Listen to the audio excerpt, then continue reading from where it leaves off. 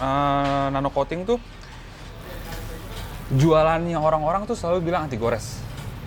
Iya. Rata-rata begitu kan. Jadi orang Mirip datang tempered glass jadinya ya. Jadi kalau misalkan datang, Mas, gue pengen di nano coating dong. Berarti gue di nano coating mobil gue nggak bakal baret ya?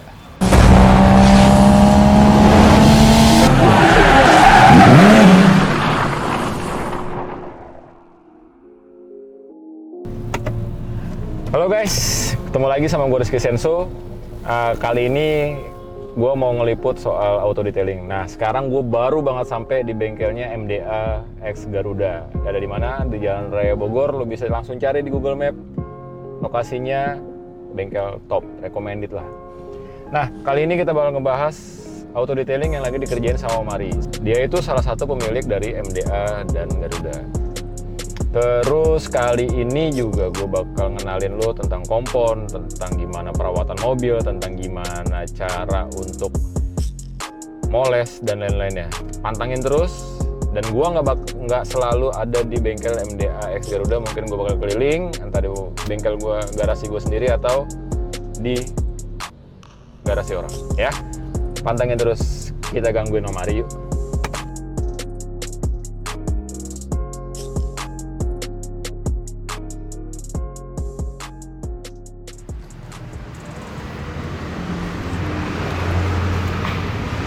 Gila, ini mobil banget keren banget. M46 Wagon, mesinnya M54, B28 atau B25 lupa gue. Ini mobil pemiliknya namanya Om Andre, dia salah satu pemilik MDA X Garuda. Mungkin orangnya ada di dalam. Tapi kalau Om Mari udah pasti ada, karena gue udah janjian sama beliau. Gue nggak tahu yang mana yang lagi dikerjain. Tadi sih katanya lagi ngerjain Wagon atau lagi ngerjain E36. Mau kita korek salah satunya, terserah. Yang penting kita dapat ilmunya, oke? Pantengin terus.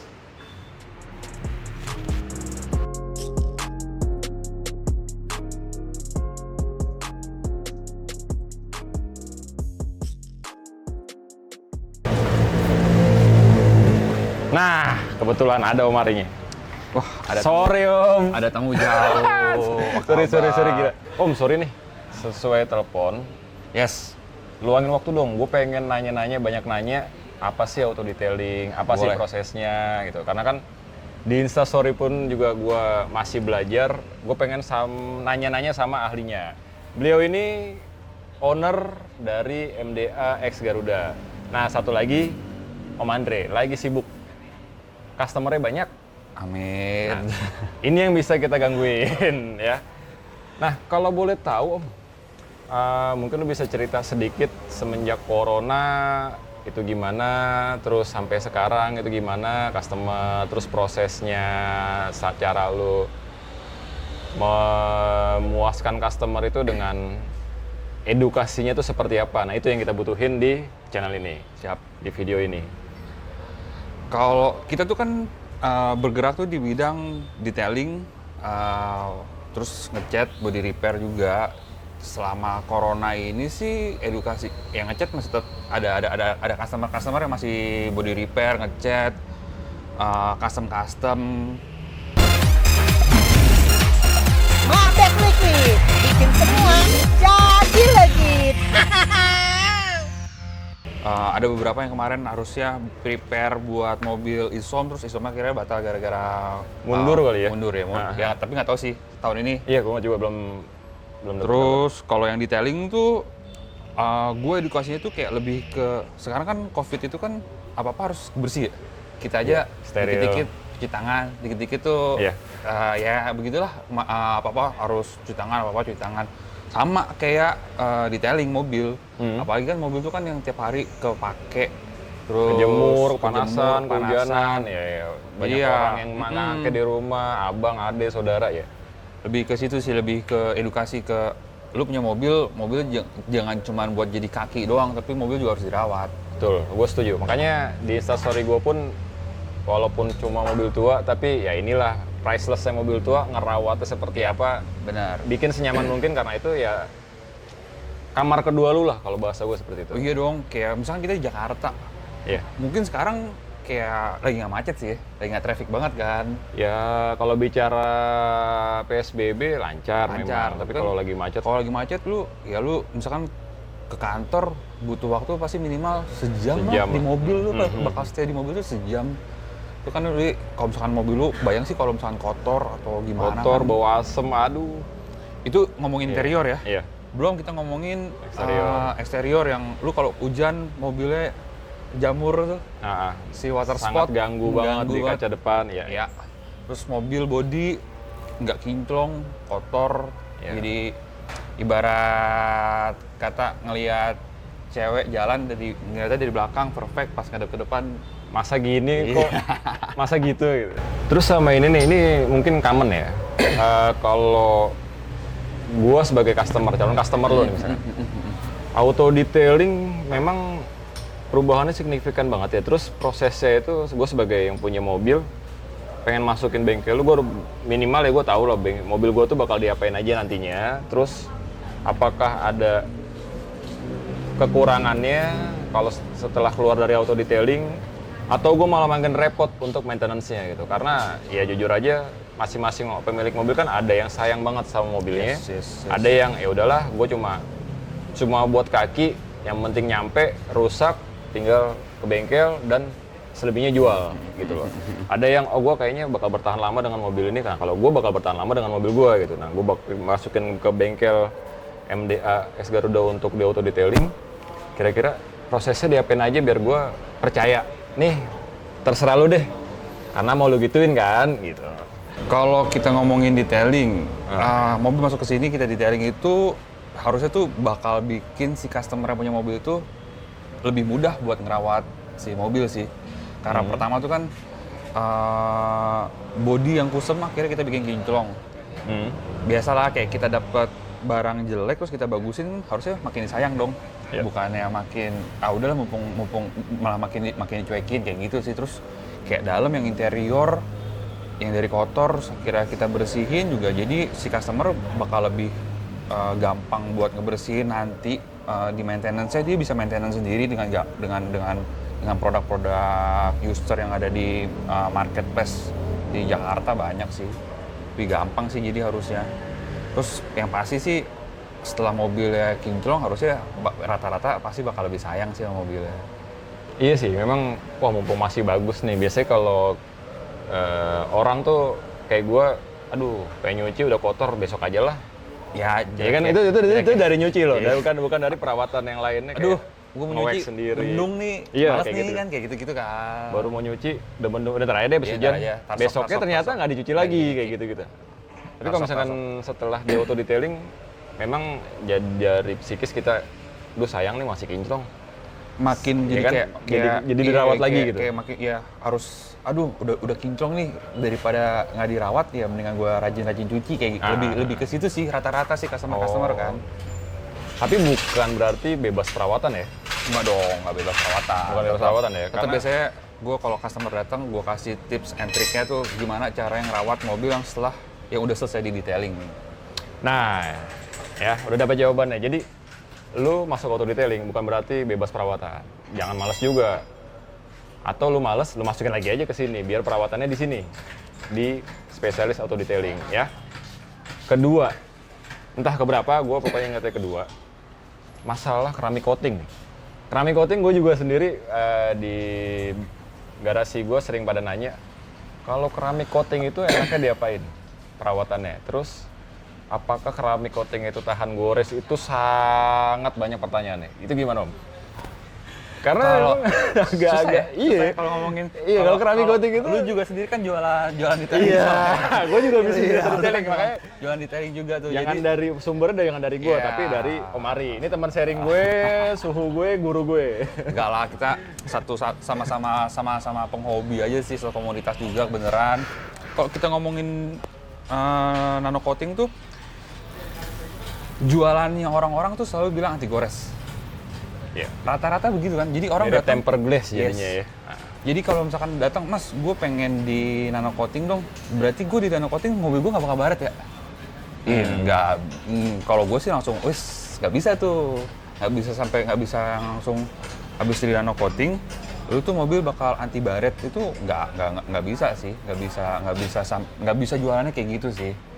Soalnya kan kita ngomongin tempered glass-nya si handphone lah, itu kan tebel aja lama-lama pasti dia baret, akhirnya kita ganti-ganti juga kan. Ya. Nah, kalau gue jelasinnya nih ya, untuk calon customer misalkan, lu jangan pernah lontarin pertanyaan tahan gores nggak? Totally no, nggak bakal tahan gores. Tapi kalau untuk gores-gores lap, lebih tahan daripada sebelum dilapisin keramik coating. Karena gini om, kebanyakan tuh orang lihat kemasan keramik coating, itu ada 9H, 10H. Ya Macam-macam sih, dari 7, 8, 9, 10. 9, 10. Sekarang tuh teknologi sampai dengan 10H. Itu menurut gua adalah bahasa marketing. Karena gini, 10H itu kalau lu buka standar MOHS scale, itu nyebutnya untuk diamond. Ya. Masa iya lu sebotol 30 ml harganya 2 juta dapat berlian cair, liquid diamond? Nggak mungkin. Jadi 9H atau 10H itu bukan MOHS scale, tapi adalah hasil grade ketika si nano keramik coating itu dipabrikasi, berapa sih kekerasan dia tahan gores terhadap pensil. Nah, H itu adalah kekerasan untuk grafit pensil. Lu pasti pernah pakai pensil 2H, 1H, 2B. Nah, 2B itu skala hitamnya, kalau H itu skala kekerasannya. Nah, di sini jadi sedikit sharing juga. Keramik coating pada saat keluar diproses oleh manufakturer sebelum diedarkan, dia dites dulu di lab dengan pensil scale. 1 layer, 2 layer, 3 layer, entah berapa layer dia diaplikasikan sampai dengan ketebalan 25,4 mikrometer sampai 40 mikrometer. Dan itu didiamkan kering secara alami kurang lebih 7 hari. Terus dilakukan tes, grafit test tadi pakai pensil scale. Dari 1H gores nggak? Lanjut 2H, lanjut terus sampai dengan 9H atau 10H. Ketika 10H gores, di 9H nggak gores, berarti ketahanannya itu adalah 9H. Gitu. Jadi kekerasan pensil 9H itu dia adalah tahan gores terakhir. Begitu kena 10H dia udah gores, ketahanannya hanya di 9H berarti. Jadi jangan pernah beranggapan lu nano keramik coating itu Tahan gores. dilapisin sama berlian yang begitu kemilau dan begitu kerasa, itu enggak. Karena ya lu tau sendiri lah diamond harganya harganya kan, berapa? aduh nggak mungkin lah gue jualan omari, jualan berlian di bengkel. Ntar nih lemari lu mana om? Tempat nano keramik bisa dirampok orang. Karena anggapannya adalah berlian gitu. Ya emang tapi rata-rata masih bahasa marketing sih ya. Ya. Kalau jualan lu habis aplikasi nano coating di kendaraan lu tuh lu bakal bebas perawatan, anti baret. Padahal ada yang kadang-kadang sampai jualan berlapis-lapis, 10 lapis, 5 lapis. 10 layer, 10 layer, 5 layer nah. gitu kan. Terus customer tiba-tiba balik, kok mas gue tetap baret ya? Ya. Emang edukasi sih, edukasi buat ke si calon customer sih yang paling penting. Terus ada lagi nih, agak iseng aja sih pertanyaannya. Kalau ngomongin soal layer tadi, nano keramik coating itu lu biasanya aplikasiin berapa layer? Gue sih standarnya sini 3. Sama kayak gue. Kenapa? Kenapa? Gue pertama ngejar durability-nya si nano coating-nya itu sama tingkat kekerasannya sih sebenarnya.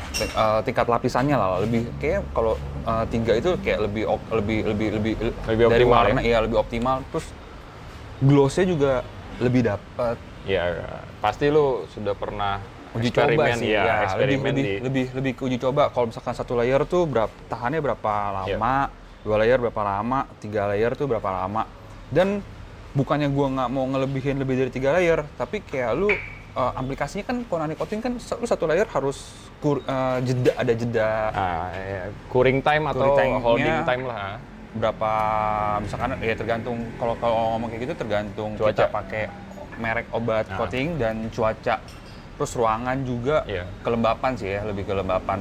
Ya menurut gua kenapa gua milihnya 3 layer lebih optimal sih waktunya, terus si customer juga nunggunya nggak terlalu lama. Nggak lama-lama di sini, jadi mobil bisa fast moving. Ya, jadi ada juga customer sih, yang ngantri cepat. bisa masuk. Ya. Karena hitungannya cost lagi. Mobil customer lama dititip di bengkel itu akan jadi cost Apa yang jadi cost? Cost-nya yang hilang Yes. itu adalah customer yang harusnya masuk ngantri jadinya karena mobil itu belum selesai.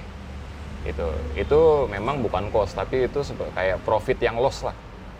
Gitu. Harusnya gue udah untung, ketahan. Ya karena kita sudah bicarakan bisnis lah Bisnis. ya. Ini dari sisi bisnis. Itu udah ngomong ke bisnis sih. Iya. Nah kalau gue ya soal layer nih, layer itu gue aplikasiin tuh 3. Kenapa 3? Ya tadi setuju dengan apa yang Omari bilang. Dan kalau gue aplikasiin terlalu banyak, kayaknya ada sifat dia yang terlalu rigid sehingga dia gampang crack.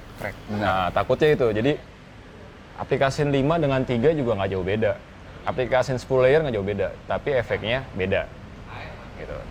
Efek ketahanannya ya mungkin dia tahan pukul tapi nggak tahan retak. Kayak gitu. Jadi begitu dipukul, tak, langsung retak. Yang itu yang lebih makin tebal ya makin mudah retak. Itu aja sih yang gue takutin. Tapi kalau misalkan lu pengen nyobain 1 mikron bener apa enggak 10H, ya lu eksperimen sendiri di rumah. Lu cari pensil yang grafitnya 1 sampai dengan 10H. Lu buktiin bener nggak produk tersebut 10H atau 9H. Hitung baretnya ya.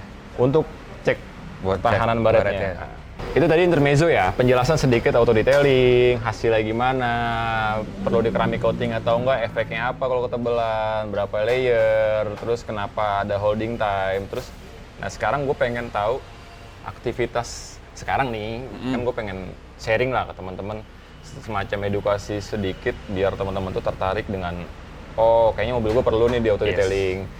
Oh kayaknya gue pengen nyoba deh. Lu di iWorks terserah, lu pengen masukin ke bengkel kepercayaan lu terserah.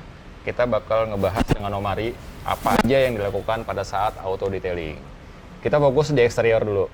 Ya, karena untuk interior jujur mobil orang gue nggak berani ngotorin.